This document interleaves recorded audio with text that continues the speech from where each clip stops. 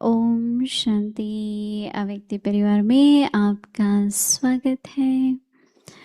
हमने जून मास में मम्मा की याद और साथ साथ उनकी शिक्षाओं को याद किया, अपने जीवन में धारण किया और अव्यक्ति इशारा सदा हर्षित बनाने के लिए हमने दो गुण सहनशीलता और सरल स्वभाव, इन दोनों गुणों का अनुभव भी किया, स्वरूप भी बने। रोज़ हमें दीदी से बहुत अच्छी गहराई की बातें भी सुनने को मिली। आशा करते हैं आप लोगों ने बहुत ही गहन अभ्यास भी किया होगा और आप अपने अनुभव हमारे साथ भी ज़रूर शेयर करें। अब आज से हम जुलाई मास का पहला दिन शुरू करने जा रहे हैं और जुलाई मास हमारी प्यारी मीठी मनमोहिनी दीदी जी का मास है। और इस मास में जो हमें नया होमवर्क मिला है, अव्यक्ति इशारे का जो टॉपिक मिला है, वो भी बहुत ही शक्तिशाली पावरफुल है और वो है ज्वाला स्वरूप स्थिति में रहे, शक्तिशाली याद का अनुभव करो। आज है दिन पहला और आज का जो विषय है वो है महान तपस्वी आत्माएं। अव्यक्त इशारे। आप महान तपस्वी आत्माएं ज्वाला रूप शक्तिशाली याद द्वारा प्राप्ति के किरणों की अनुभूति करो और कराओ। आपका तपस्वी स्वरूप औरों को देने का स्वरूप है। जैसे सूर्य विश्व को रोशनी देने की और अनेक विनाशी प्राप्तियों की अनुभूति कराता है, ऐसे आप भी अपने तपस्वी स्वरूप द्वारा शांति और शक्ति की किरणें देते रहो।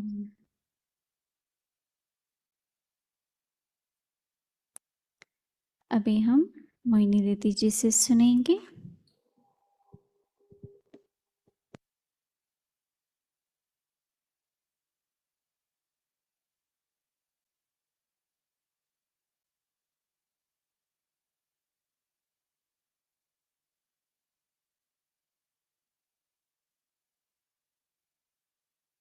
ओम शांति। सभी ठीक हो?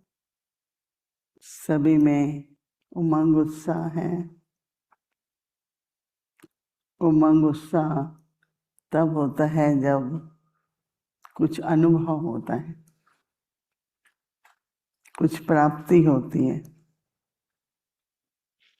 और ऐसा महसूस होता है कि मेरे स्व में परिवर्तन आ रहा है। परिवर्तन जब हम ज्ञान में शुरू में आते हैं तो बहुत तरह एकदम होता है। भोजन शुद्ध होना चाहिए, रोज सवेरे अमृत वेले उठना है,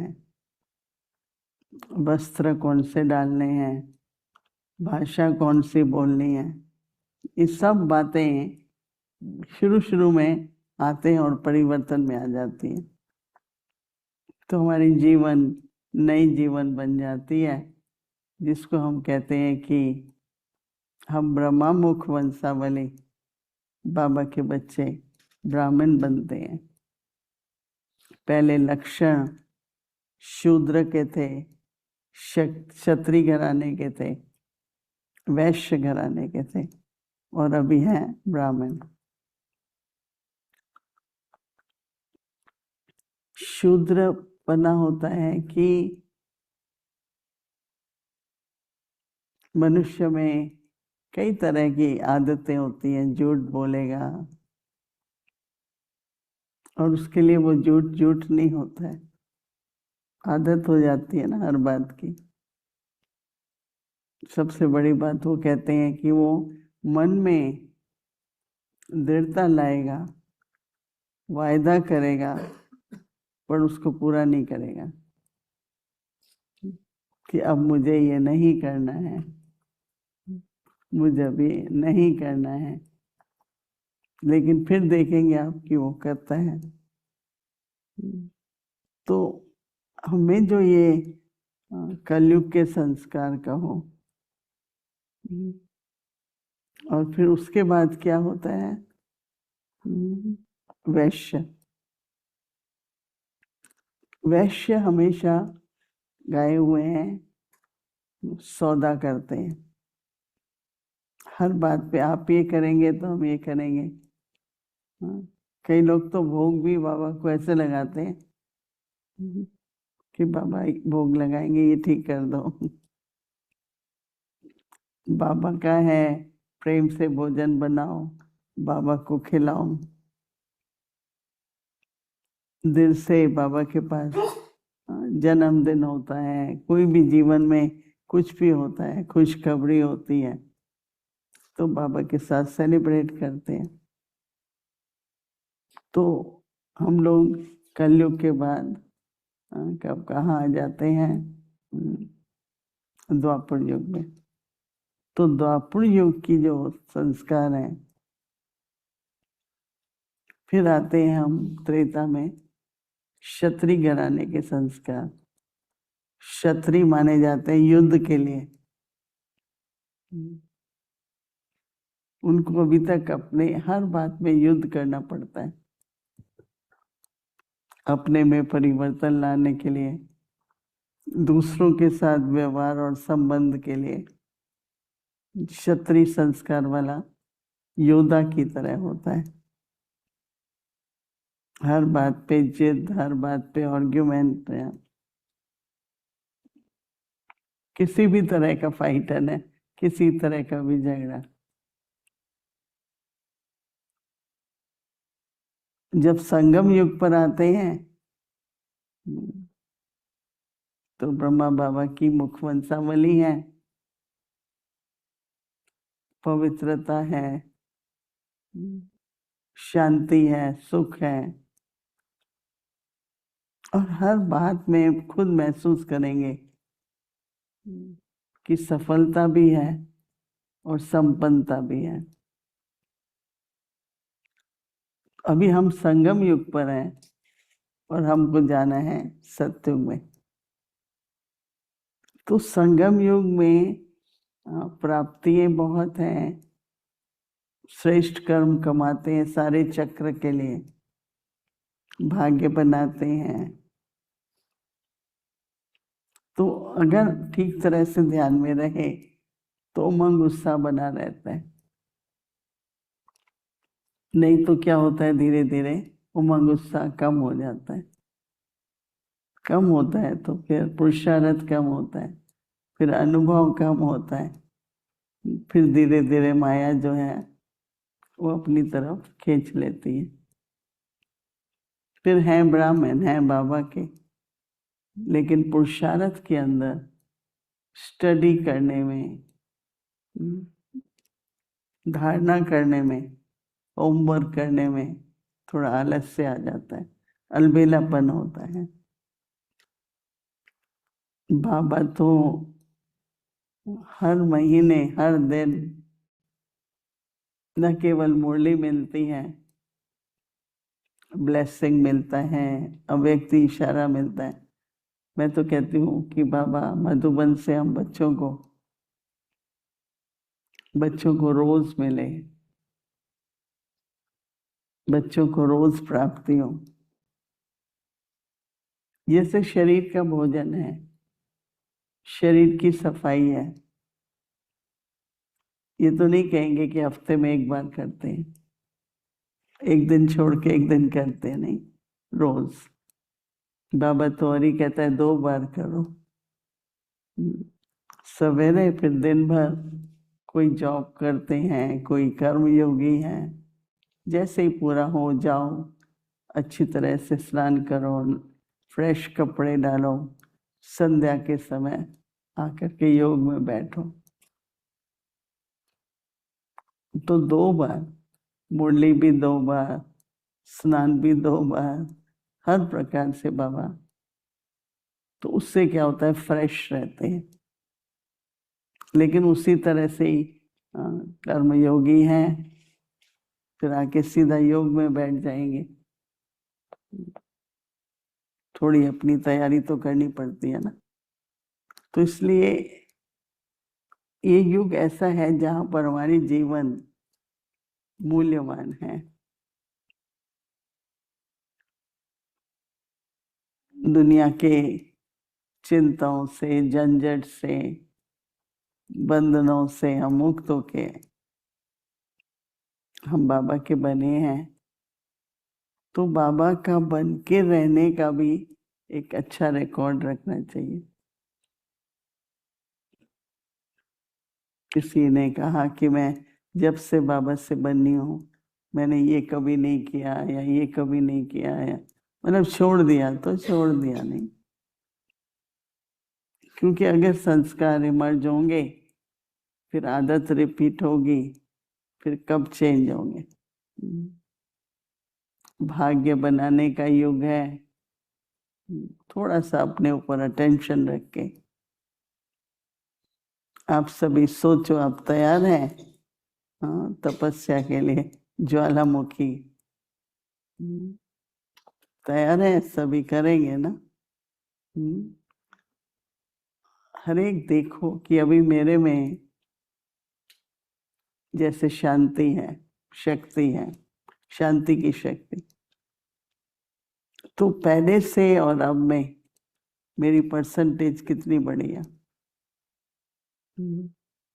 क्योंकि जब शांत मन होगा तो व्यर्थ सोचने को इंटरेस्ट नहीं रहेगी। मैं क्यों इस बात में जाऊं, मैं क्यों इस बात में जाऊं। कई होते हैं वो हर बात में और विस्तार में और विस्तार में। मैं तो आजकल देखो बातें भी आती हैं, परिस्थितियां भी आती हैं, सिर्फ यहाँ नहीं, सारे विश्व की बात है। तो पहले तो यही सोचती हूँ कि मैं कितना इसमें इन्वॉल्व होना जरूरी है मेरा। बाबा को याद करती हूँ, बाबा से उत्तर मिल जाता है, बस वो उत्तर दे देती हूँ और अपनी बुद्धि और मन को फिर अपना साइलेंस कहो, शांति कहो। तो शांति का मतलब ये नहीं कि हम बैठ गए, मन शांत हो गया, पर दिन भर जैसे समुद्र में लहरें आती हैं, तो इसी तरह से संसार सागर में परिस्थितियों की लहरें आती रहती हैं। बैठे बैठे ये बात हो गई, ये हो गया, ये हो गया, परंतु बाबा बहुत, दादी जान की भी खास कहती थी। दादी गुलजार ने एक बार कहा कि कोई भी बात आप लोगों से बड़ी नहीं है, कोई बात भी आपसे बड़ी नहीं है। आप लोग बात को बहुत बड़ा कर देते हो। बात का सारांश निकालो और उसको ठीक कर दो।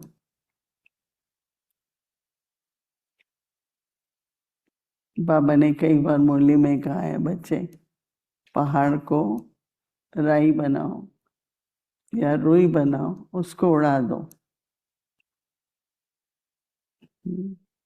न कि रुई को पहाड़ बनाओ। तो धीरे धीरे जब मन शांत होता है ना, तो कहाँ कितना संकल्प चलाएं, या ये संकल्प हम सेवा में लगाएं, ये संकल्प हम वातावरण बनाने में लगाएं। क्योंकि अभी संगम पर क्या है, कलयुग जा रहा है, सतयुग आ रहा है। तो जो जा रहा है तो वो जाने देना। तो तपस्या का मतलब कि लंबा समय कोई भी एक शक्ति, चाहे वो शांति है, मन कितना एकाग्र होता है, कितनी देर तक साइलेंस, निसंकल्प रहता है, वो हमें देखते रहना है। बढ़ रहा है ना, पहले से बढ़ रहा है। तो ज्वाला से पास्ट भी खत्म हो रहा है और ज्वाला की शक्ति से आगे के लिए भी भाग्य बन रहा है। तो थोड़ी गहरी बात है। अभी जुलाई का मास हम शुरू करेंगे, जिसमें तपस्वी मुहूर्त, योगी जीवन। तो इसलिए बाबा कहते हैं कि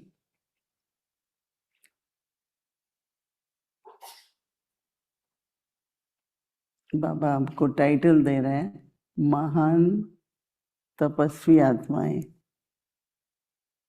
तपस्वी को महान मानते हैं, बाबा कहते हैं ना।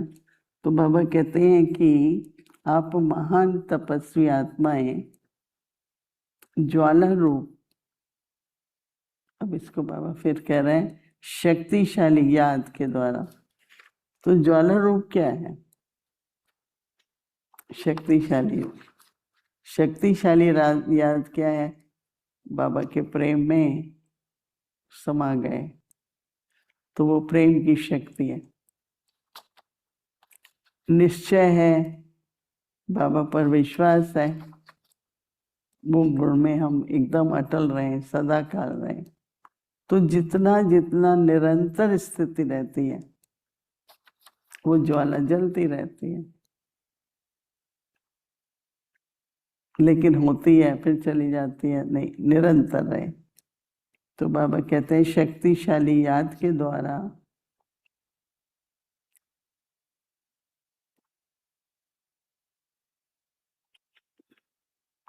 याद से क्या होता है? प्राप्ति है। प्राप्तियों की किरणों की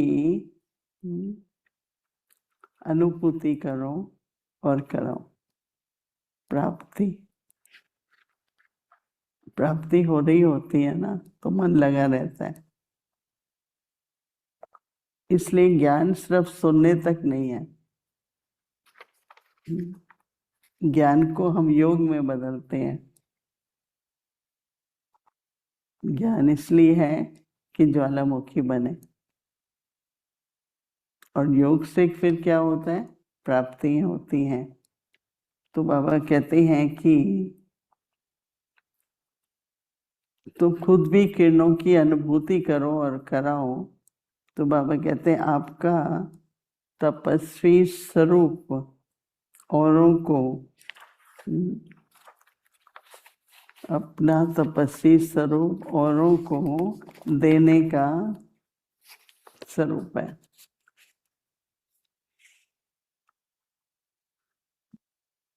तो बाबा कहते हैं जैसे देना कैसे होता है, ऐसे थोड़ी देंगे। क्या करेंगे? जैसे सूरज, क्या होता है? सूरज की किरणों से क्या होता है? रोशनी देने की।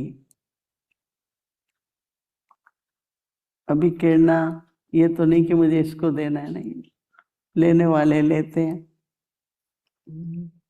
कोई सूरज में बैठ जाते हैं, कोई पर्दा लगा देते हैं। अपने ऊपर है ना, हम कितना लेते हैं। तो बाबा कहते हैं कि जितनी प्राप्ति की अनुभूति कराते हैं, ऐसे आप भी अपने तपस्वी स्वरूप द्वारा शांति और शक्ति की किरणें देते रहो। सूरज का उदाहरण बहुत अच्छा है। बस चमकता है, ये नहीं किसको देना है नहीं देना है, चमकता है, लेने वाले ले लेते हैं। आप भी स्वरूप बनो, उस शक्ति लेके बैठो, तो आत्माएं लेती रहेंगी आपके स्वरूप से, औरों को भी प्राप्ति होती रहेगी। कुछ क्षणों के लिए शांति और शक्ति, या कहेंगे शांति की शक्ति, वो ऐसा स्वरूप हम बनाएं, और ऐसे बिल्कुल उस स्वरूप में बैठो कि एक भी संकल्प और ना आए।